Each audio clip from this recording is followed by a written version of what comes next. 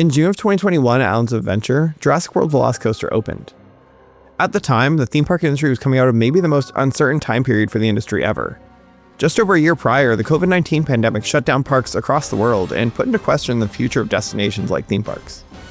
This uncertainty and shutdown led many parks down different paths, but looking back now, not even a half decade later, it's hard to imagine these resorts operating like their pre-pandemic selves.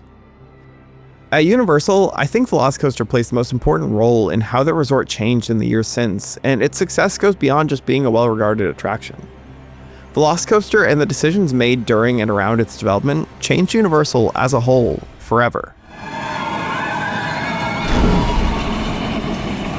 Even with it being so recent, I feel like so much of VelociCoaster's development got forgotten amidst the pandemic and also the early Epic Universe hype train. But in the mid-2010s, the Universal Orlando Resort was more successful than ever, but that didn't mean everything was going great. While Harry Potter was more of a success than anyone imagined, the resort's direction beyond that wasn't clear. The existing parks were a weird combination of different eras and owners that didn't really mesh together.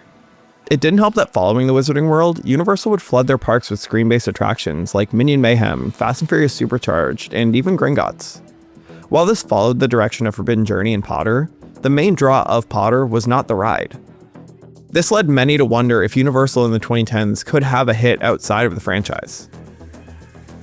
The resort did have hits before the Wizarding World, with many rides going on to be classics today, such as The Amazing Adventures of Spider-Man, Revenge of the Mummy, and the E.T. Adventure, but those days were in the past. By 2015, construction was well underway for another screen-based ride at Islands of Adventure with Skull Island Reign of Kong. This ride would take over the expansion pad earmarked for Jurassic Park since Island's opening in 1999. Meanwhile in theaters though, the Jurassic franchise was about to take over again. Jurassic World was a reboot of the franchise set in the present day after the events of the original, but falling to a similar fate. The movie came at what would be the peak for reboots in Hollywood, and it was a massive success. Jurassic media was back at the forefront of the public's mind, just as Universal finally used its expansion pad for a different property. This wasn't ideal, but thankfully around the same time, Universal was looking at the foundation of their resort and what the future of it could be. Rumors of Universal Studios expanding are getting more support. Today we learned Universal acquired more land in Orlando, meaning the company now owns about 1,000 undeveloped acres, most of it here outlined in black. Around this same time, Universal acquired the land for what would end up becoming Epic Universe for the second time, but that's kind of not the story.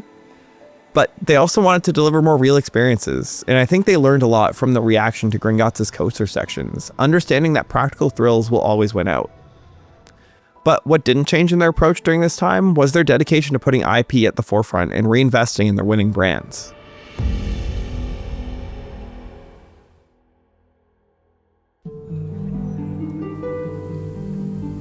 To reinvest in their successful IPs, Universal looked towards what changed everything for them in Hogsmeade. A major part of the original lineup for that land was a holdover from its past life as a part of the Lost Continent. Dragon Challenge opened as Dueling Dragons with the park in 1999. This set of dueling B&M inverts was a marvel of coasters at the time and still is today. They matched the thrills of most coasters you'd find at a regional park, all with the dueling element and then some good theming. But time wasn't great to the Dragons, especially after the Potter makeover. While they worked, it wasn't an ideal fit. The expectation of Potter fans were different than those who wandered through Merlinwood originally. These people didn't want a set of high-thrill coasters, they wanted their favorite characters. So, inside Universal, a plan developed to replace the attraction with a purpose-built Potter ride that appealed to all ages and, more importantly, a majority of Potter fans. In 2017, Dueling Dragons would be demolished, and by 2019 it was replaced by Hagrid's Magical Creatures Motorbike Adventure. Hagrid's gave the land a new modern ride that was actually designed for it, and guest feedback was great, as long as the ride was working and they weren't stuck waiting several hours just to have the ride break on them. Yeah, we heard it topped out at 10 hours around 10 o'clock today, and that's even with the park opening up 2 hours early. There is no way. I'm thinking of things we can do in 10 hours. I can fly to Italy, go through customs, and enjoy a glass of wine before those people even get on a ride. You know what I'd like to do for 10 hours? Sleep. Yes. The story mixed with the unique coaster was complex, but appealed to the wide audience that Universal needed it to. The ride on any given day is the most popular between Islands of Adventure and Universal Studios Florida, and it has aged phenomenally well. However, one thing that Hagrid's lacks compared to the dragons that came before it is true thrills. That's not to say it's not a thrilling ride, but the intensity was toned back to create a more family-friendly attraction. But this left thrill seekers missing something.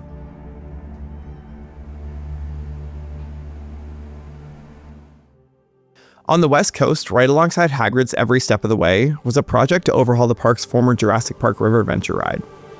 This was a unique solution to give the park a quote-unquote new ride without losing what makes the existing ride system work in the park. Universal can't play the long game in Hollywood with essentially no space to work with, so while River Adventure was showing its age, the ride system itself filled a role in their lineup. The overhaul would instead focus on recontextualizing and refreshing all the show elements to tie into the Jurassic World timeline. The ride would get new digital and practical effects, and even keep previous show elements that could work in the new timeline. The climactic scene before the drop is maybe the best example of this, with the previous T-Rex animatronic fighting off the Indominus Rex that has been chasing guests through the ride. When Jurassic World the Ride opened in 2019, reception wasn't as overwhelming as Hagrid's, but it was seen as a solid upgrade even if some missed the quirks and charm of the original a bit. This timeline shift reflected outside the ride as well, with the rest of the area outside of it being brought into the world universe. So it was only natural for people to start looking at Orlando's River Adventure and Jurassic Park Land as a whole and wonder if it was next to get this update.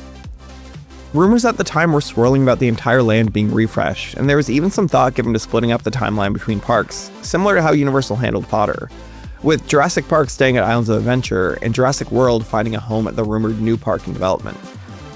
Regardless of what was to come, there was a lot of smoke around Jurassic Park and Islands of Adventure, and pretty soon there'd be fire.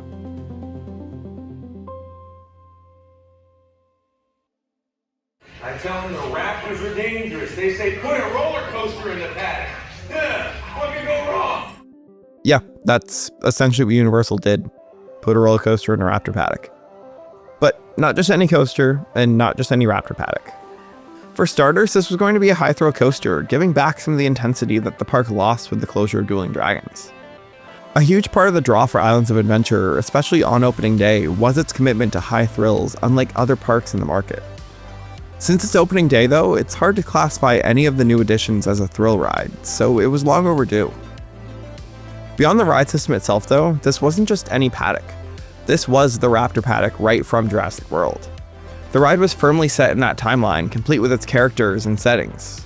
However, Universal wasn't going to completely abandon the original timeline and land that they had already built. They were going to try to blend the two franchises into one land, banking on guests not caring so much about the timeline and more so just wanting to see iconic moments from both films.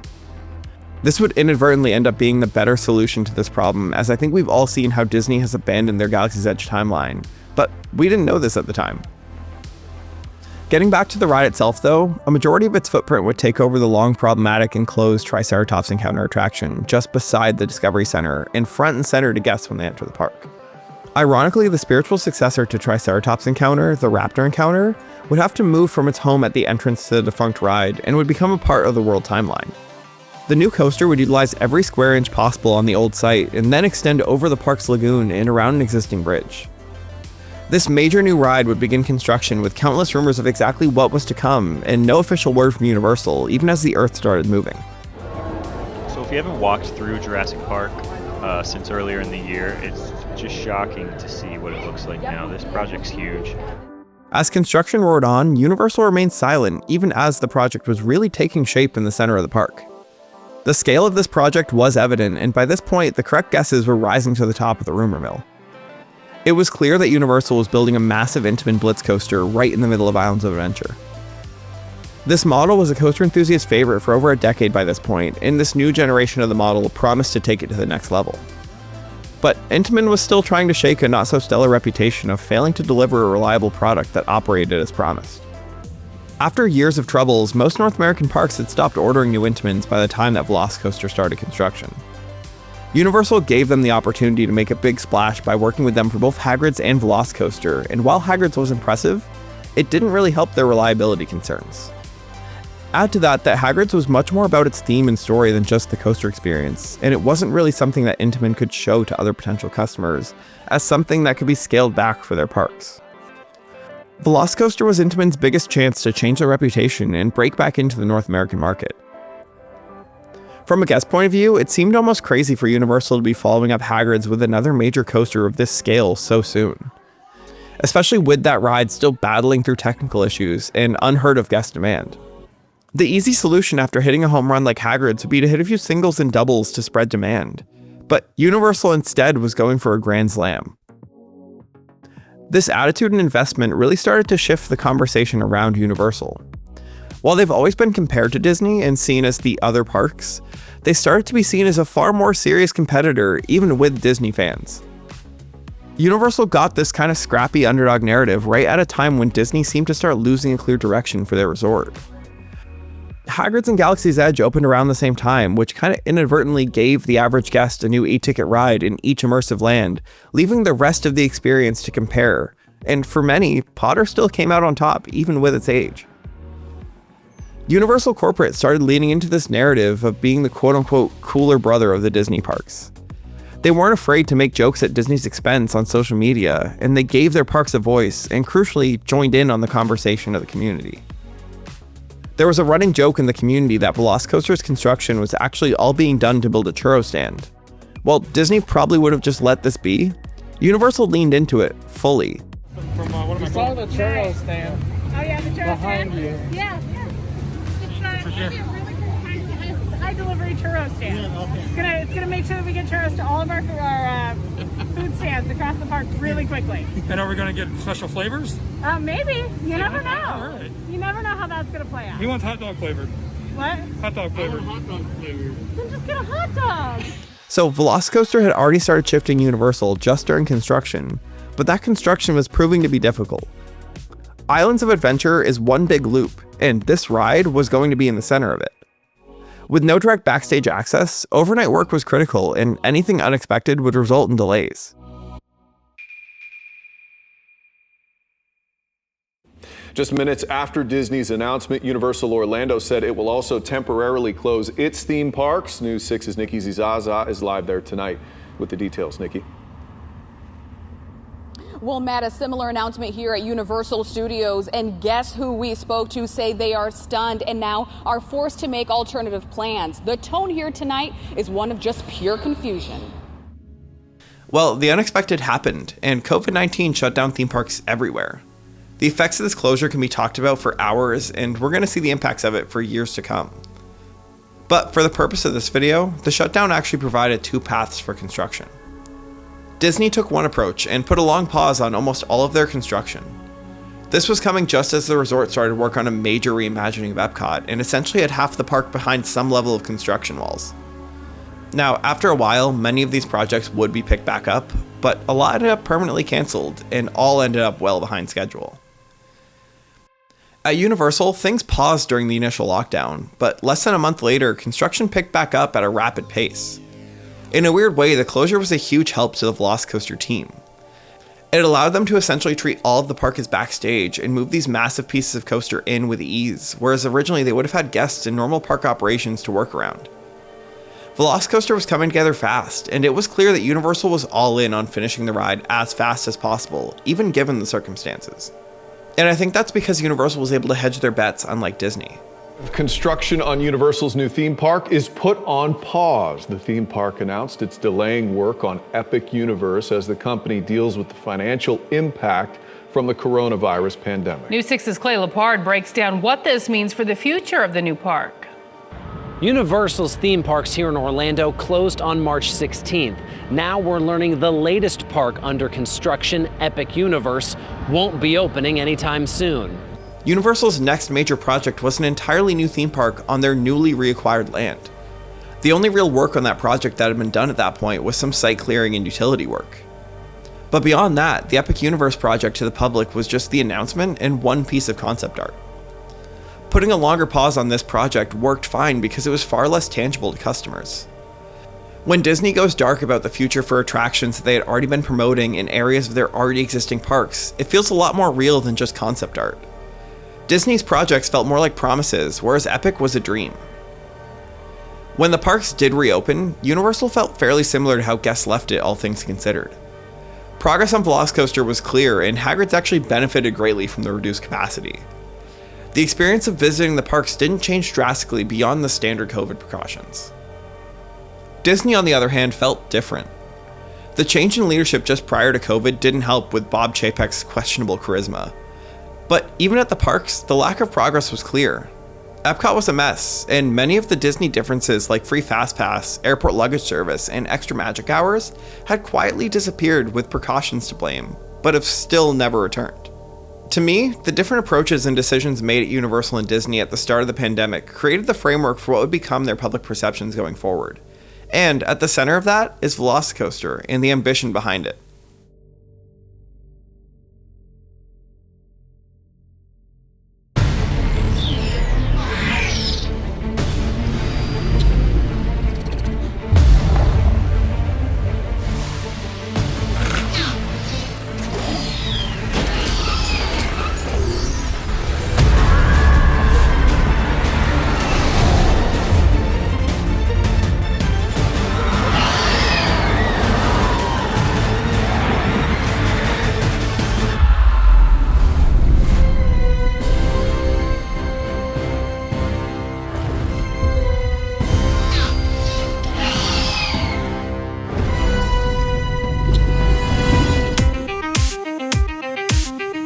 On June 10th, 2021, VelociCoaster officially opened to the public right at the height of pent-up post-pandemic travel. Not only could the average guest finally go back to the parks they've been kept out of, but there's this gigantic new ride waiting there for them. The marketing campaign capitalized on this beautifully, positioning the ride as not just a new Universal coaster, but one of the best coasters in general. Or, in their words, the apex predator of coasters. Universal also made the churro stand joke come true by giving riders on opening day a churro when getting off the ride. Word of mouth was spreading quickly, and it was an easy experience to describe and sell to someone else. Unlike a dark ride where you have to explain the ride system, VelociCoaster could easily be summed up as a super thrilling roller coaster themed to Jurassic World. The ride lived up to the hype and then some, and best of all, it was reliable and efficient. This is extra impressive because the ride utilizes just one station for load and unload, unlike many other coasters at major parks. But even then, Universal felt so comfortable in their operation that they added it to the express system years before Hagrid's would get added to it. The metal detection and mid-queue double-sided locker system became the gold standard for the industry moving forward, solving the frustrations of the system at Hulk. Having the high-quality animatronic Raptors be in the queue instead of wasting them by flying by them at 60 miles an hour gave guests a wow moment even before they got to the ride and let them truly appreciate the detail in those figures. Then later in the queue, the pre-show also just works. The writing is good. So good in fact that sometimes guests just linger watching it instead of rushing to get on the coaster. It sets up the story well while not feeling out of the universe.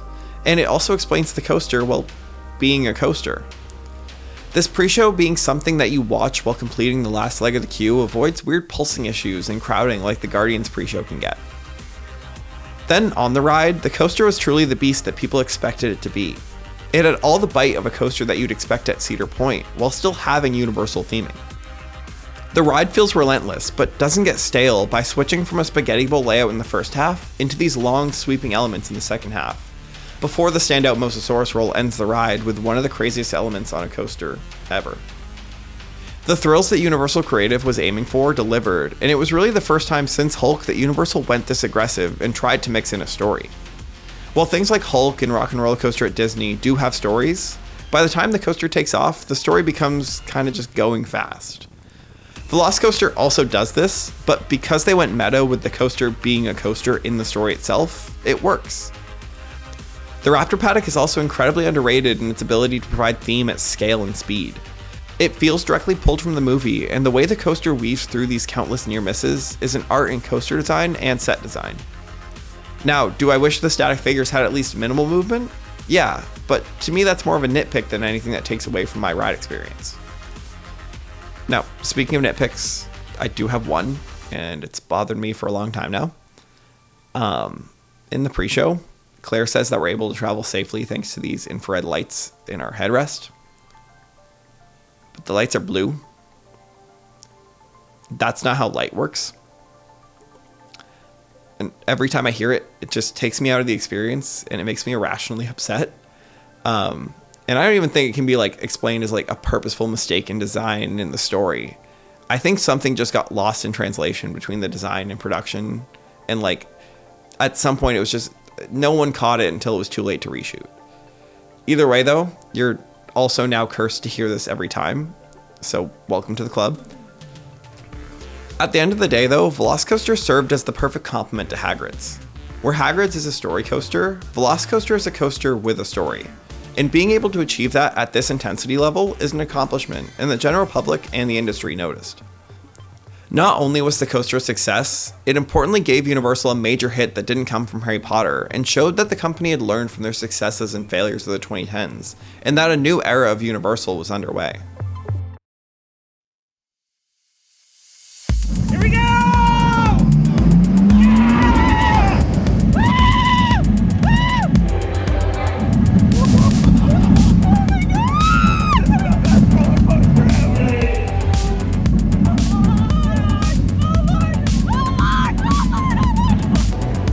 That's insane, dude. Oh my god. Congratulations. Is that real? Yes. I'm not putting that up. I got everything. Yeah, man. It's the real deal. I've never been as scared in my life as I was 3 minutes ago. VelociCoaster fundamentally shifted Universal's brand perception with enthusiasts and the general public, and set the direction for the resort in the years to come. I think we're just now starting to see the legacy that VelociCoaster is going to leave, and there's a chance that we look at it as what brought Universal forward outside of Harry Potter. At a brand level, Universal has always struggled with its thrill reputation, embracing it when it was convenient, and trying to run away from it when trying to capture the almighty family audience. By the late 2010s, the thrills had been put on the back burner for years, and instead the parks were flooded with screens. But VelociCoaster changed that, and it did it so loud that it made up for years of mediocre additions. While Universal had the IP beyond Harry Potter, they didn't have the household name ride that wasn't tied into the Wizarding World until VelociCoaster. The resort has a draw that goes beyond Hogwarts and complements the successes in that world. The ride also showed that Universal was willing to take risks that Disney just isn't at the moment. Disney has swung their parks hard towards making every ride something that the large majority of their guests want to experience. While this has its benefits, it also means that Disney wouldn't go for the thrills of a VelociCoaster. We've even lost rides that had some of that thrill edge, like Dinosaur, and even while keeping the thrill ride, putting the Muppets on Rock and Roller Coaster is certainly going to draw in more of a family crowd. Even something like Tron doesn't even come close to the thrills that Universal has built. Finally, from the brand perspective, Universal's commitment to building this ride as fast as possible, even in the midst of a global pandemic, gave them a reputation for being the park not slowed down by bureaucracy. Building VelociCoaster in 2 years and Epic Universe in 6, when Disney spent 5 on Tron and Guardians, gave Disney a reputation for being slow at constructing new rides. While a lot of this was due to their pause during the pandemic, Universal's speed at the same time cemented this perception for the years to come. Then from a coaster standpoint, the ride achieved success not just for Universal, but also Intamin. Coaster enthusiasts have typically not taken themes super into account in their rides when ranking them and discussing their favorite coasters, but VelociCoaster broke through, and I think that's because the coaster in a vacuum is phenomenal. The coaster could exist without the theming at a regional park and still be a hit with enthusiasts, so plussing that is just a bonus.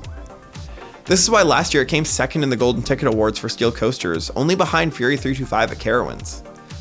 Stardust Racers was down at 17, with Guardians of the Galaxy Cosmic Rewind right behind it, and then Hagrid's at 23. Theme Park Insider has also placed it as their best roller coaster for 5 years straight now. The coaster is an award machine, and deservedly so, and it's been successful in repairing Intamin's reputation, leading them to build more coasters similar to VelociCoaster around the world, and allowed them to break back into the North American market with United Parks and Six Flags. Beyond the awards, the impact of the ride is easy to see in the new rides that Universal has created since. The ride really has its fingerprints all over Epic Universe. The confidence for Universal to build so many coasters in their brand new theme park came right from the 1-2 punch of Hagrid's and VelociCoaster. Without that pairing showing that guests love story coasters at both the family-friendly and extreme ends of the spectrum, you don't get 5 coasters in a park with 12 rides. You also probably don't get so few screen rides at Epic. VelociCoaster proved that guests will put aside a static figure if that figure is a real thing they're speeding past. Practical is king, and flooding Epic with basic animatronic figures and making a ride like Monsters Unchained that trades the screens of Forbidden Journey for dozens of animatronics wasn't something that you'd see Universal do prior to VelociCoaster. A lot of the creative team went right from working on VelociCoaster to Monsters Unchained, and the design philosophy carries through. The ride also put them in a much better spot in the market to open another park and supercharged the hype as construction on Epic Universe picked back up. Then Stardust Racers also obviously benefited from the ride's success too. It's up to debate which coaster is better or more thrilling, but regardless, building another spiritual successor to Dueling Dragons and attempting to up the thrill even further wouldn't have happened if VelociCoaster wasn't as much of a hit as it is. What's interesting with Stardust is that it doesn't take the story element from VelociCoaster, and it's truly just a straightforward coaster experience with a minor backstory. I think it made this trade-off to be more of a kinetic element in Celestial Park and not really this standalone thing. It's as much a sculpture as it is a ride. Which, speaking of, that's kind of more true than ever as I'm filming this. Right now, Stardust has been closed unexpectedly for over a month, and even for a while before that, it was struggling with its reliability. This is the type of issues you used to expect of a new Intamin, but Mach was the manufacturer for Stardust, and this has been a stain on their reputation. Especially when right next to it is a prototype Intamin that has faced minimal issues since opening and has become a favorite of the park. That's why it's not shocking to me that Universal went back to Intamin for their pair of Fast and Furious Hollywood drift coasters on both coasts. These rides are going to take the VelociCoaster formula, mix in some controlled spinning, and become the new headliners at both of the US studio parks. The legacy VelociCoaster is building, not even 5 years in, is impressive. While Hagrid's certainly started the shift from the Universal of the 2010s to the current era, I think VelociCoaster cemented it. Without it, Universal misses the thrills and IP beyond Potter that have dominated the 2020s for them. It also changed conversations around the resort and in the market, leading Universal down a different path that has led to this incredibly strong stretch of additions to their parks. So I think that even as this golden era likely continues on for Universal, it's important to look back at what VelociCoaster meant for Universal and for the theme park industry as a whole.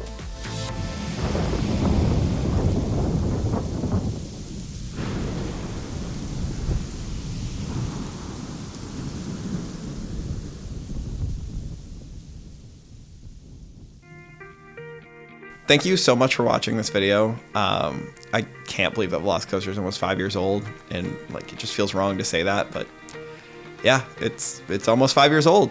But if you like the video, click like, subscribe to the channel. It helps out a ton, and I really appreciate it. Toothless wanted to say hi, so he's up here. Yeah, otherwise I will see you guys in the next video.